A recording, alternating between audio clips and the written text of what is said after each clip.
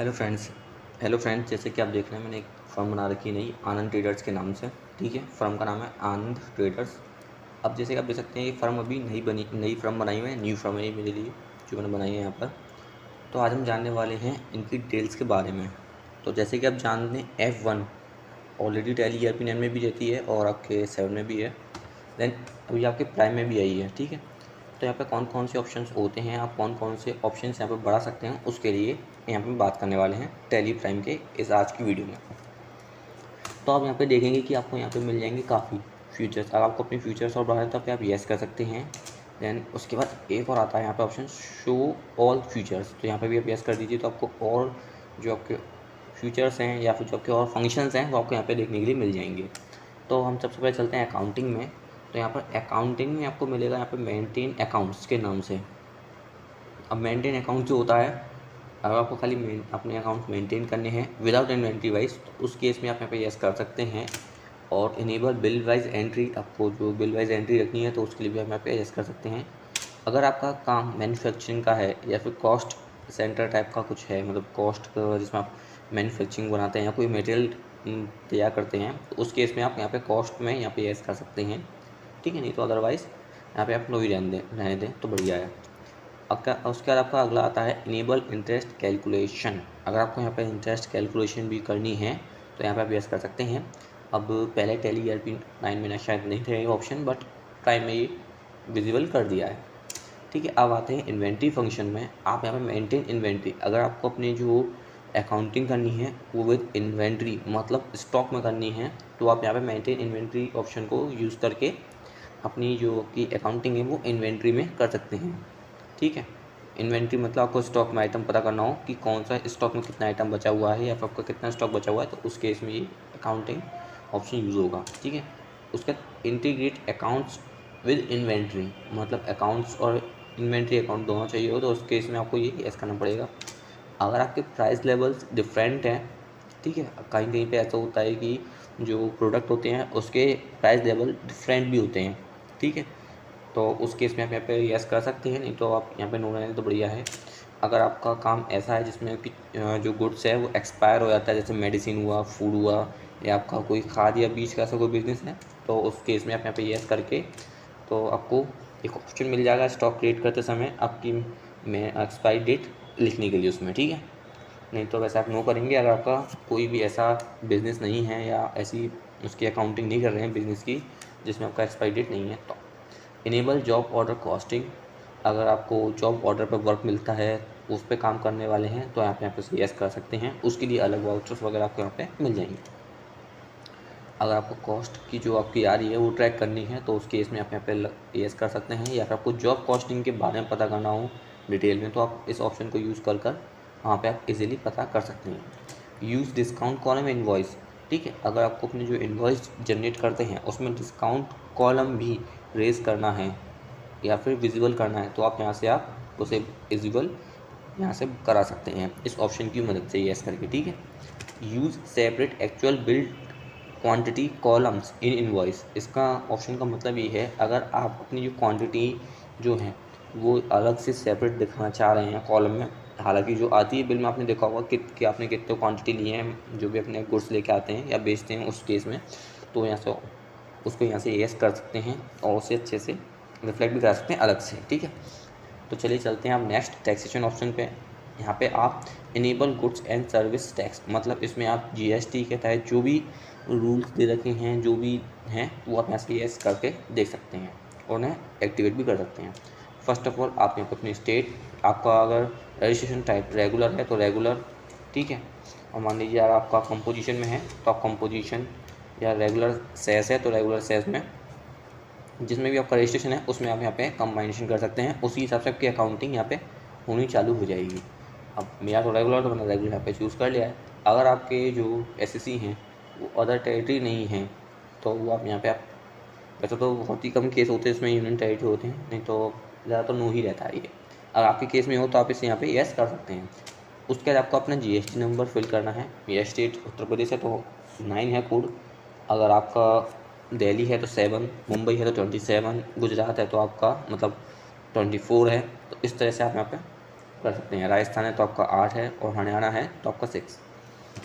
अगर आपका GST number गलत होगा तो साइड में आपको बता भी देगा कि आपका जीएसटी नंबर गलत है, इनवैलिड है। ठीक है, जैसे कि मैं यहाँ पे इनवैलिड है तो मैंने यहाँ पे देख लिया अपना जीएसटी नंबर। अगर आपका वैलिड होगा तो यहाँ पे आपको ये आगे बढ़ा देगा। ठीक है, अब ये पूछ रहा है कि आपकी रिटर्न जो जानी है मंथली जानी है क्वार्टरली जानी है, मतलब आपकी जो रिटर्न है रेगुलर में वो मंथली जाएगी या क्वार्टरली।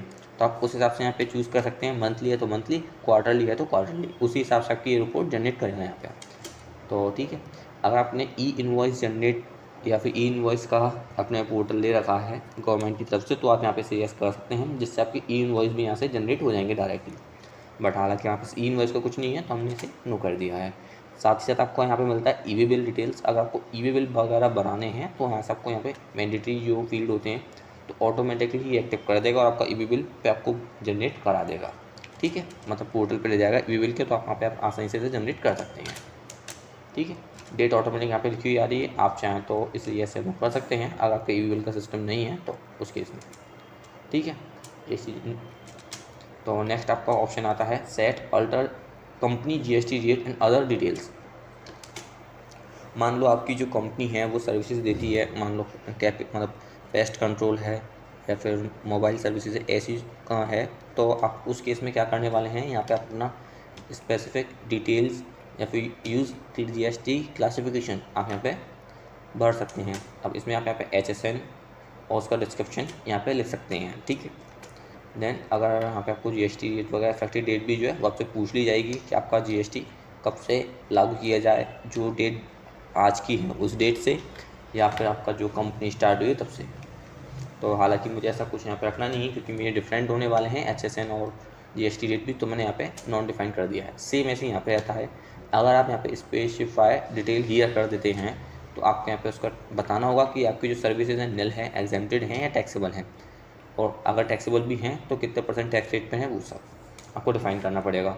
और भी नीचे हैं स्लैब बेस्ड रेट है, यूज़ जीएसटी क्लासिफिकेशन है उसमें, बट हम नॉर्मली नॉन डिफाइंड रखेंगे क्योंकि हमारा मल्टी लेवल की जो है टैक्स रेट है।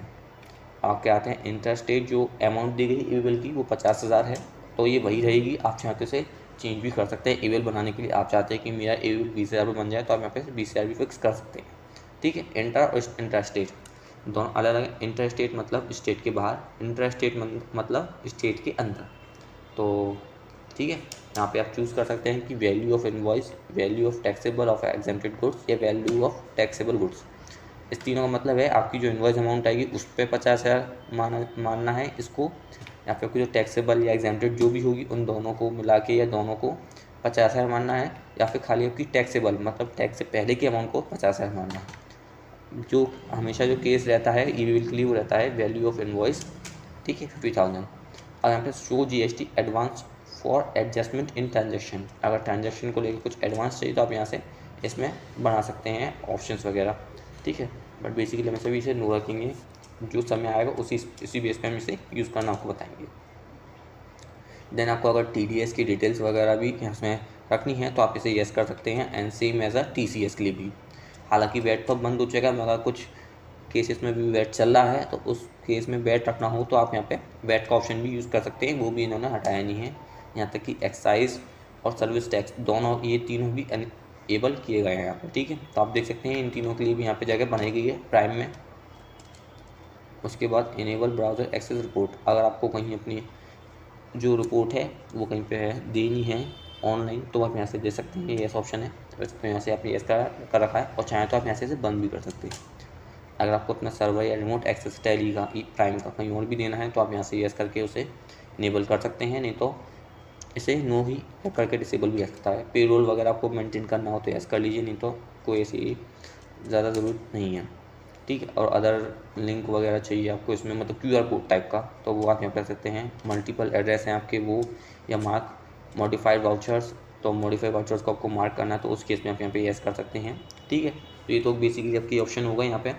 उसके साथ साथ यहाँ पे दिया हुआ है मोर डिटेल्स। यहाँ पे जैसे आप उस पर क्लिक करेंगे तो आपके सामने कुछ और खोल लेंगे यहाँ पे, जिसमें रजिस्ट्रेशन कंपनी डिटेल्स बता देगा कि आपकी वैल्यू एग्जिस्ट करती हैं या नहीं करती हैं। अभी हमने पैन नंबर नहीं डाला है तो पैन नंबर यहाँ पे आपको कुछ यहाँ पे शो नहीं हो रहा है। ठीक है, तो यहाँ पे आपको और भी डिटेल्स यहाँ से जो आप चेक कर सकते हैं अभी हमने आज की वीडियो में आपको F11 का यूज़ करना बताया टेरी प्राइम में, तो उसमें कौन कौन से फंक्शन आने वाले हैं या आ चुके हैं जो आपको मिल रहे हैं देखने के लिए, तो उसको कैसे यूज़ कर सकते हैं तो मैं आपको यहाँ पे इसका बता दिया डिटेल से। अब हम अगली वीडियो में बात करेंगे F12 को लेके फंक्शन के बारे में कि F12 में कौन कौन से फंक्शन आने वाले हैं और उन फंक्शन को कैसे हम यूज़ कर सकते हैं। अभी के लिए thank you very much and thank you too very much for making and supporting us.